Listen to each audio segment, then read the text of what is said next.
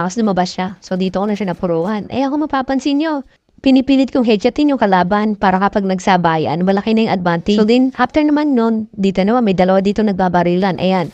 Di ko lang din sure kung bot lang din to. Sumokso lang ako sa laban nila. Alam ko naman pareho na silang bawas. Then after niyan, ito, na-down ko na rin itong isa. Pagkatapos nito, nag-loots ako dito. Ito, pinuruhan ko na to. Then loots. Tapos lumabas nga pala ako dito. Pansinin nyo rin yung tuto ko dito. Grabe, napakaayo. Etong huwag na huwag niyong gagayahin. Ay, no? Siguro kung magaling to, wala na. Tumba na rin tayo dito. Ayan, pansinin nyo pa rin yung tira ko. Nasa headshot pa rin banda.